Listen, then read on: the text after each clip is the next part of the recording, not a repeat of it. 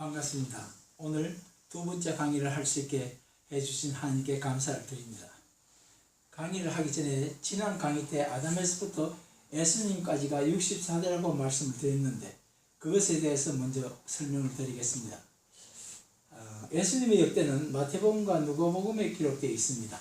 마태복음 기록에는 마태복음 1장 2절부터 17절까지 기록을 된 역대를 계산하면은 아브라함부터 예수님까지가 41대로 되어 있습니다. 그리고 구약 성경에 아담에서부터 아브라함의 아버지 데라까지가 19대입니다. 19대라서 그 두 개를 합치면 60대가 되는 겁니다. 그런데 여기 이때에 19대가 아담, 셋, 에노스, 게난, 마렐, 야렉, 에녹, 무드셀라, 라멕, 노아, 셈, 아르박셀라, 에벨, 벨렉, 러우, 수룩, 나홀, 테라. 그래서 요 테라까지가 19대가 되는 거예요. 그래서 아담에서부터 19대 테라, 그 다음에 20대가 아브라함이고 30대가 보아스고 40대가 아하시아고 50대가 여호와김이고 60대가 엘라셀이고 64대가 에스미 되는 겁니다. 물론 이거에 대해서 이제 설명을 드리겠습니다. 그런데 본인은 성경에는 마태복음에 하고 그걸 합치면 60대인데 본인은 64대라고 설명을 드렸어요. 지난 강의 때. 그 64대 되는 이유는 여기서 마태복음 기록에서 네 분이 빠졌습니다. 어떤 분이 빠졌냐면은 아하시아, 요아스, 아마샤와 여호와김이 빠졌어요. 요 세 분은 언제 빠지냐면은 마태복음 1장 8절에 보면은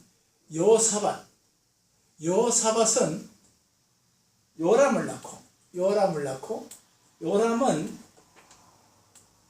요 뒤가 우시아예요. 우시아인데 때로는 아사랴라고도 합니다.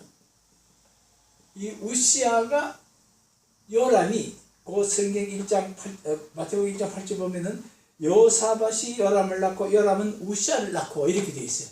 요람은 우시아를 낳고 되어 있습니다. 그때의 사이에 아하시아와 요아스, 아마시아가 빠졌다는 거죠.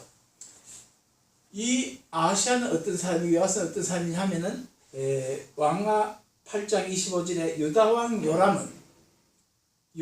요람은 아하시아를 낳았고 11장 2절에 아하시아는 요아스를 낳았고 14장 1절에 요아스는 아마시아를 낳았고 그리고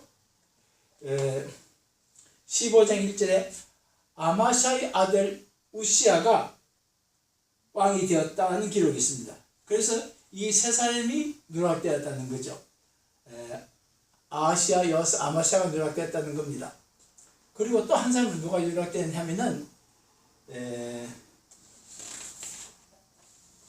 마태복음 1장 11절에 요시야는 여고니아와 그 형제를 낳았다 되어 있어요. 여고니아는 여호와김의 별명이기도 합니다. 주로 엘레미야스의 여고니아, 고니아, 여고니아 이렇게 표현하고 있어요. 그런데 이게 다 같이 여호야킨으로 영문은 번역되어 있는 표시되어 있는데 한국 사람 즉 우리 성경에는 엘레미야스는 여고니아, 고니아, 여고니아로 되어 있고 우리 그 왕상이나 역대기에 보면 열왕기나 역대기에 보면은 여호와킨으로 되어 있습니다. 아무튼 요시아가 여호와킨의 낳았다 이렇게 되어 있어요. 근데 여호와킨의 낳았다 되어 있는데 이 요시아가 여호와킨을 낳지 않았다는 거고 여호사밧과 우시아 사이에 이 사람이 있다는 걸 다시 제가 설명을 드리겠습니다. 이 아하시아는 어떤 사람이냐 하면은 요람이 죽고 아하시아가 22살에 왕이 되어서 1년을 치리를 해요. 1년을 치리하는데 당시에 어떤 일이 있었냐면은 아하시아의 어머니 즉 요람의 부인이 아달랴예요. 아달랴라고 하는 것은 이스라엘 왕 아합의 딸이었습니다. 아달랴. 그리고 이 아달랴가 있을 때에 요 아들이 아하시아예요. 아하시아가 왕이 되고 1년 되었을 때 외삼촌 외삼촌이 이스라엘의 왕인데 요람으로 표시되어 있어요. 그런데 우리 성경에는 이렇게 되어 있습니다만은 이 요람은 여호람이고 이스라엘의 왕은 요람이에요. 그런데 우리 성경에 간혹 이 요람하고 남유다의 왕 여호람하고 북이스라엘의 요람하고 표기 같이 돼가지고 혼돈을 일으키고 있습니다만 아무튼 성경에서 요람으로 되어 있으니까 요람을 설명을 드리겠습니다. 우리 마태복음에서 요람이라 그랬으니까요. 그래서 요람이 죽을 때에 아하시아가 22살의 왕이 되었어요. 그래서 1년을 치리했는데 이때에 거의 삼촌이 이 이스라엘 왕 요람입니다. 이스라엘 왕 요람이 아람 왕 하사일하고 전투를 길랏 라못에서 전투를 해요. 그래서 그 전투에서 부상을 입고 이스라엘에 와서 치료를 하고 있을 때, 그 수도예요. 치료를 하고 있을 때에 에후가 반란을 일으킵니다. 반란을 일으켜서 이제 요람을 죽이는 요때에 마침 아하시아가 병문안을 갔어요. 그러니까 요람이 뭐라 그랬냐면, 야, 에후가 반란을 일으켰다, 얼른 너 도망가라. 자기 생질 조카 보고 그렇게 과음을 치는 거예요. 그러니까 아하시아가 도망을 갑니다. 도망을 가다가 먹이떨한 데서 에후를 만나가지고 에후에서 붙잡혀가지고 먹이떨에서 그래서 거기서 피살돼요. 그래서 이 아하시아가 피살됐다는 소리를 듣고 이 아달랴가 왕이 될 만한 사람을 다 죽여요. 죽이고 자기가 섭정이라 할까 자만 6년 동안 자기가 왕자리에 앉습니다. 그 뒤에 6년이 됐지만 아무튼 왕자리에 앉았는데 그 순간에 어떤 일이 있었냐면은 아하시아의 누이인 여호세바가 자기 남편 여호야다 제사장이에요. 여호야다하고 같이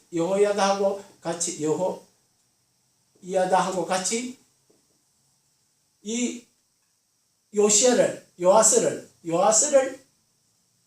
유모와 함께 자기 침실에 넣어놓고 숨겨가지고 기릅니다. 그래서 이 왕이 이 요아스가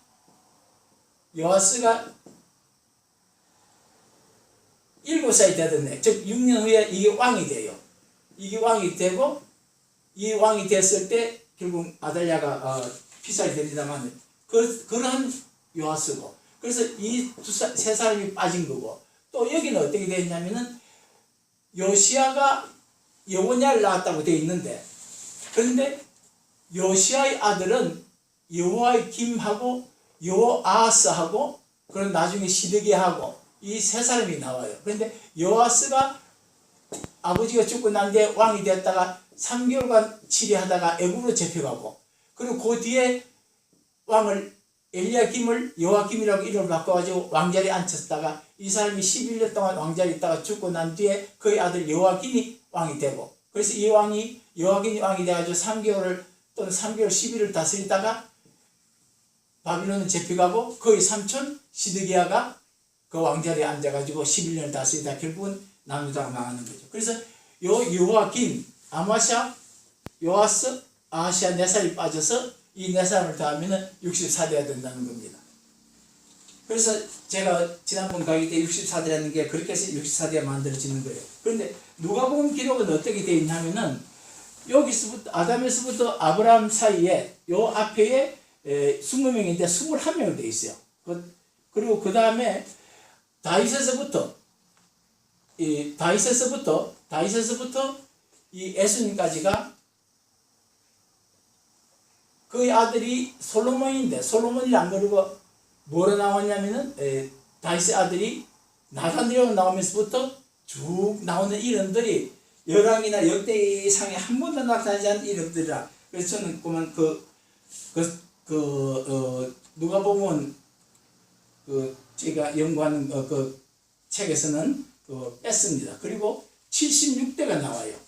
총 합쳐서. 그래서 연대도 많고 도저히 이해가 안 되는 것 같아서 저는 그걸 빼고 이 마태복음을 가지고 기준해서 검토하고 그거에 대해서 이론을 전개해 나갔던 겁니다. 그리고 출애굽할 때에 430년이라는 기간이 있었는데 저는 그걸 409년이라고 이야기했었어요. 430년인데 그러면 409년이 얘기한 것에 대해서 다시 한번 제가 말씀을 드리겠습니다. 이 409년이 된 것은 이 430년 것은 출애굽기에 12장 40절 41절에 나타나 있는 겁니다만은 마침 출애굽하는 그 족보들 중에서 레위 족보가 연대가 나와요. 레위 족보가 연대가 나오는데 이 연대가 더해서 이것이 얼마가 되냐 하면은 이것이 353년이 됩니다. 무슨 뜻이냐면은 레위가 애국을 할 때에 그의 아들 게르손과 그핫과 머라리를 데리고 들어왔어요. 그런데 그 게르손과 그핫과 고핫이라고 합니다만 그핫과 머라리를 데리고 들어왔는데 게르손과 그런데 이 그핫이 133세 살다가 돌아가셨고 이 그핫의 아들이 아므람이에요. 아므람이 137세를 하다가 돌아가셨고 그 다음에 이 아들이 아론이에요. 아론이 83세 때 출애굽을 합니다. 그런데 이분이 133세 때 돌아가시고 이분이 137세 때 돌아가셨어요. 그럼 이걸 다 더하면은 353년이 됩니다. 그런데 이것도 레위 아버지를 따라서 그핫이 들어올 때 한 살이라 치고 그핫이 돌아가시는 333세 때에 133세 때에 아므람을 낳았다고 치고 아므람이 137세 때에 아론을 낳았다고 쳤을 때에 353년이 된다는 거죠. 그러니까 이 353년하고 430년하고는 한 80년, 77년 정도가 차이가 나는 겁니다. 그래서 이걸 어떤 식이든지 조금이라도 접근을 시켜볼까 싶어서 야곱 때 애굽에 들어온 게 아니라 요셉 때부터 애굽 들어온 걸 인정해 주자 하고 계산한 거예요. 그리고 요셉이 애굽에 들어왔을 때 계산되면은 애굽에 들어온 게 뭐 여러 가지 설이 있습니다만은 18세 때쯤 애굽에 들어왔다고 치고 30세에 그 총리가 되고 그리고 그 대화 중에 어떤 일이 있냐면은 바로 꿈꾸은 게 같은 내용을 두 번을 꿈을 꿔요. 그래서 이 꿈이 뭐라고 얘기했냐면은 41장 32절에 보면은 하나님께서 속히 행하시려고 즉 7년 풍년과 7년 흉년을 속히 행하시려고 이 같은 꿈을 두 번 보여준 겁니다. 하고 말씀하셨으니까 왕되고 총리 되고 난데 그의 때부터 풍년이 들고 흉년이 들었다는 전제를 하는 거죠. 그리고 자기 아버지 보고 형들 보고 자기 아버지를 모시고 내려오라 그럴 때 뭐라고 말씀하냐면은 45장 6절에 아직도 5년 흉년 5년이 남았으니까 빨리 아버지를 모시고 고생하지 말고 내려오세요 그러는 거예요. 그러니까 흉년 2년이 지났다는 거죠. 풍년 7년이 이미 지났고 그리고 여기에 18세에서 30세가 됐으니까 12년 지내갔고 이 12년 7년 2년 다음에는 21년이 되는 겁니다.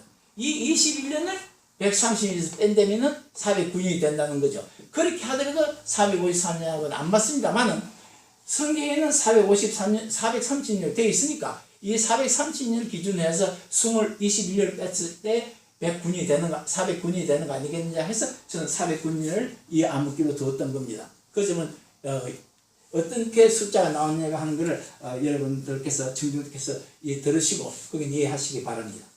그리고 이제 이 본론에 들어가서 애굽 생활의 시대가 된 이 동기가 있었어요. 이 동기는 지난번에 잠시 상세하게 말씀드렸습니다만은 그 당시 지도자인 야곱과 또 요셉이 어떻게든지 간에 하나님 보시기에 잘못을 저질렀으니까 이와 같은 중벌을 내린 거 아니겠느냐 하는 관점을 봤다는 것은 그때 지난번 강의를 한번 참고해 보시고 또 보시면은 필요하시면 다시 한번 리피트해서 들어보세요. 그리고 네 번째에 이 암흑기의 특징에 대해서 말씀을 드리겠습니다. 다른 통치도 다 그렇듯이 그 통치들마다 특징이 있는데 이 특징에 대해서 말씀을 드리면은 이 특징 1이 이스라엘 백성의 정신 속에 우상, 특히 소를 숭배한 사상이 물들어 있었다는 거고 그 다음에 또 어떤 게 있었냐 하면은 하나님께서 십계명을 서둘러 주시게 하는 동기를 부여했다는 겁니다. 그 다음번에 애국과의 접촉을 금하게 하는 그러한 계기가 되었다는 거고 네 번째에 하나님이 자기가 가장 위대하시고 그리고 아브라함과의 언약을 어떻게든지 언약을 지키겠다는 그런 어떤 일념을 보여주시는 계기가 되었다는 겁니다. 그래서 제일 먼저 이스라엘 백성이 우선 머릿속에 우선 특히 소유된 숭배상이 있다는 증거를 다시 하나씩 설명해 드리겠습니다.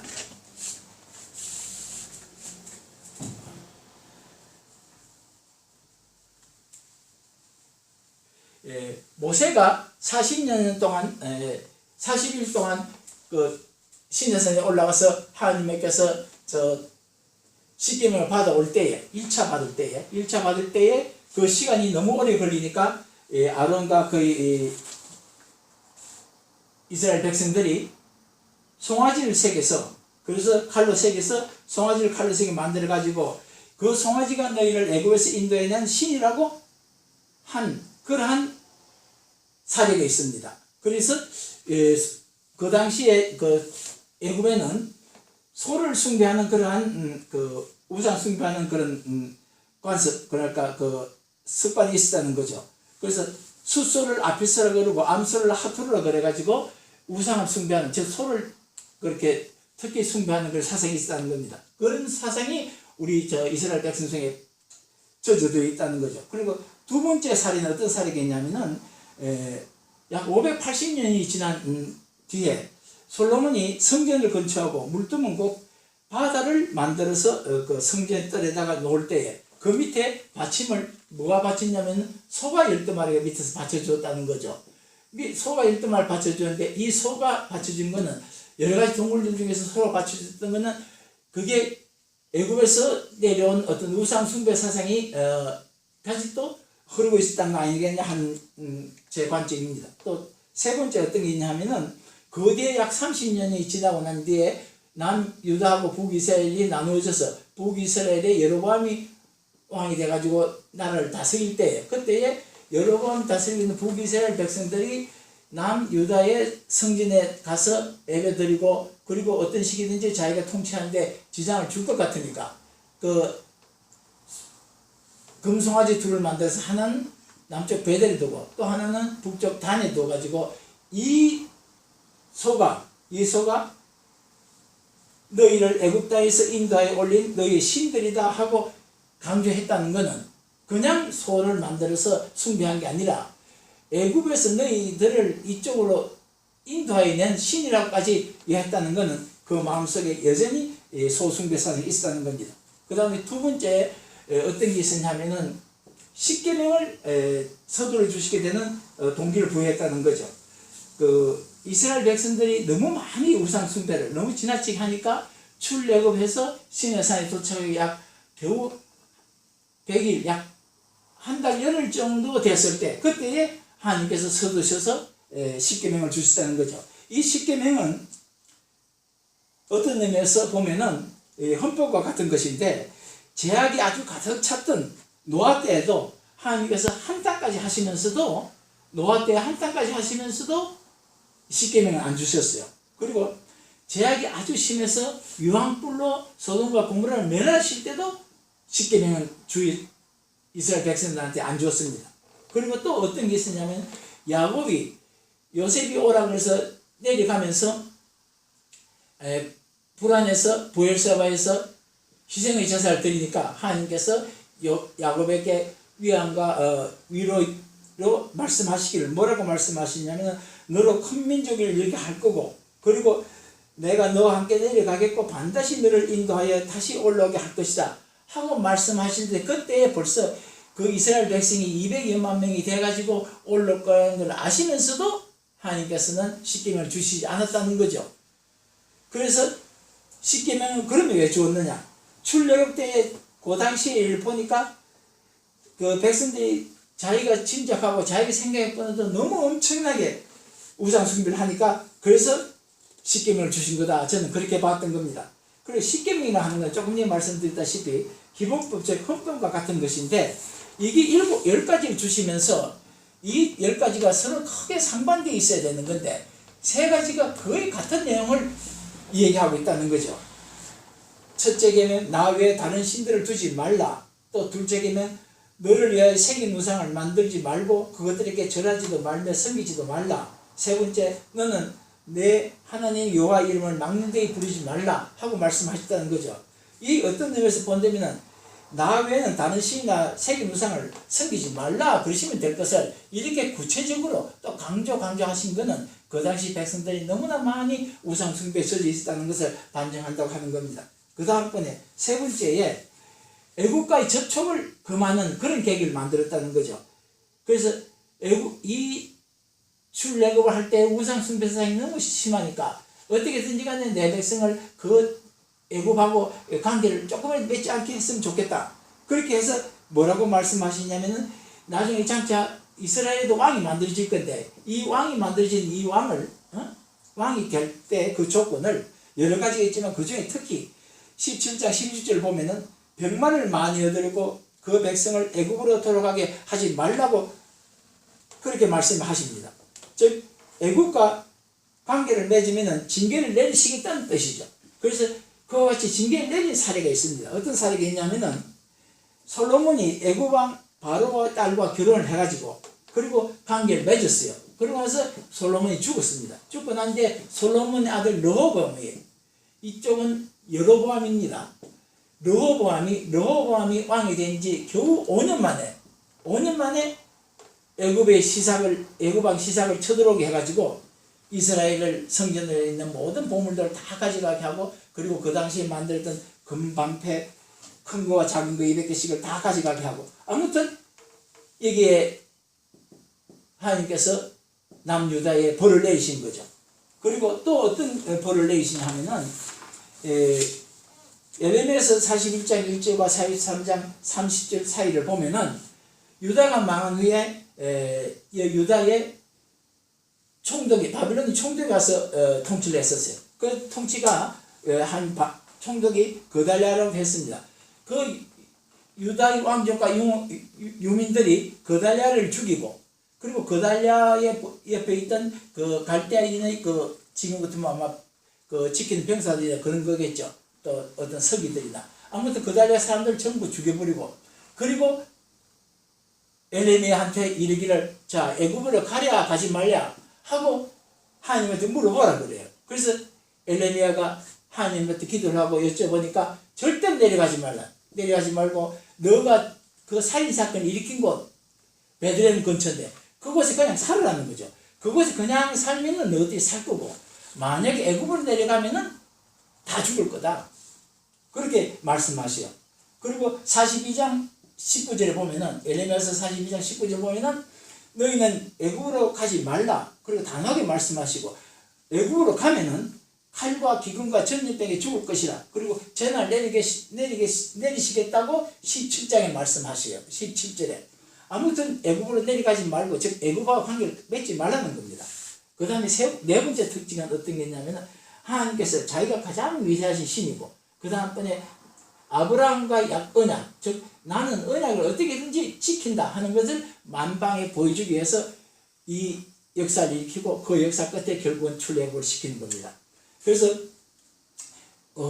하나님께서 어떻게 하시냐면은 온 천하에 나와 같은 자가 없음을 너에게 알게 하기 위하여 출애굽을 시키는 거고 그리고 여호와의 이름을 온 천하에 전파하기 위해서 내가 출애굽을 시키는 거고 10가지 이적을 행하는 거고 그리고 여호와께서 애굽에서 행한 표징 즉 네 아들과 네 자손의 귀에 전하기 위해서 그 내가 한 10가지 그 이적을 너희 자손들에게 전하게 하기 위해서 내가 이 재앙을 내리고 그리고 그 뒤로부터 너희들이 내가 여호와인 줄 알 거다 하고 그렇게 말씀하시요. 아무튼 여호와께서는 자기가 가장 위대한 신이고 자기밖에는 다른 신이 없다는 걸 거듭 강조하기 위해서 10가지 재앙을 내리시고 그리고 종국에는 자기 백성을 젖과 꿀이 흐르는 가나안 땅으로 데리고 들어가는 겁니다. 그리고 이 10가지의 기사와 이적으로 애굽의 재앙을 내릴 때에 자기 백성이 살고 있는 고센 땅에는 조금도 피해를 입히지 않으셨다는 겁니다.